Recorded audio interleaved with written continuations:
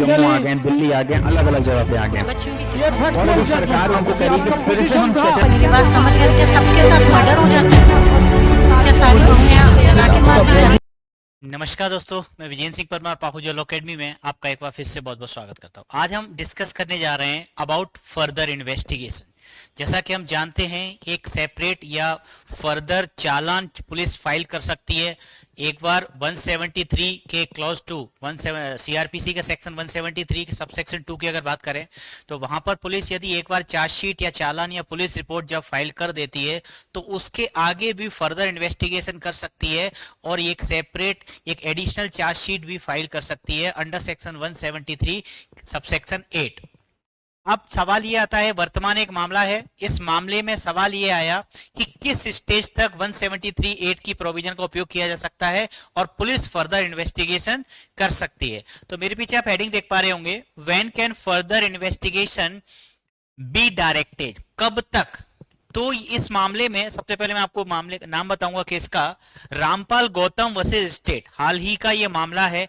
इस मामले में सुप्रीम कोर्ट ने कहा कि further investigation under section 173 subsection 8 में अगर बात करें, सीआरपीसी के सेक्शन है, तो इसमें फर्दर इन्वेस्टिगेशन कभी भी इवन एक चार्जशीट फाइल होने के बाद और इवन विचारण यानी कि ट्रायल शुरुआत होने के बाद में भी कभी भी किसी भी स्टेज पर फर्दर इन्वेस्टिगेशन किया जा सकता है और एडिशनल चार्जशीट फाइल की जा सकती है। लेकिन सवाल ये है, ये तो एक जनरल रूल यहां पर बताया सुप्रीम कोर्ट ने, लेकिन साथ ही साथ जो वर्तमान मामला है, ये मामला था दहेज से रिलेटेड, जो क्रुएल्टी होती है उससे रिलेटेड, महिलाओं के साथ उससे रिलेटेड मामला था।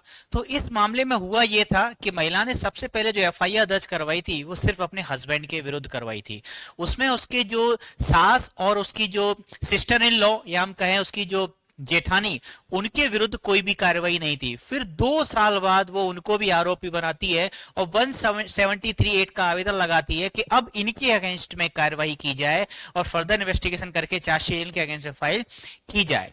ट्रायल कोर्ट उस आवेदन को रिजेक्ट कर देता है, एप्लीकेशन को रिजेक्ट कर देता है और ऐसी परमिशन नहीं देता। फिर मामला जब हाई कोर्ट पहुंचता है तो हाई कोर्ट अलाउ कर देता है।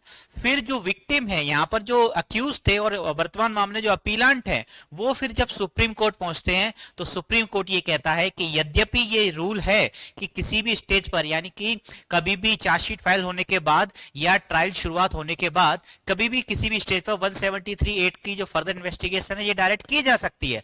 लेकिन वर्तमान मामले में एक अत्यावश्यक या अनावश्यक देरी हुई है और उस देरी का कोई कारण नहीं है। तब वर्तमान मामले में हाईकोर्ट ने जो परमिशन दी 173(8) को जो अलाउ किया वो सरासर गलत था और हाईकोर्ट को ऐसा नहीं करना चाहिए था। सुप्रीम कोर्ट ने साथ ही साथ इस मामले में यह भी कहा कि जो विक्टिम थी उसके पास 173(A) के लिए आवेदन करने की अपेक्षा उसके पास सीआरपीसी की धारा 319 भी एक प्रावधान था जो कि बात करती है कि यदि साक्ष्य के आधार पर न्यायालय को कभी भी किसी भी स्टेज पर यह लगता है कि प्रेजेंट अक्यूज के अलावा कोई अदर पर्सन भी वर्तमान मामले अक्यूज होना चाहिए तो उसको भी अक्यूज बनाया जा सकता है।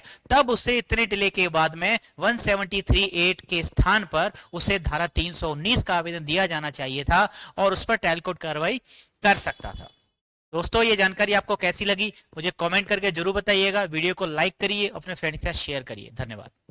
Subscribe for more content.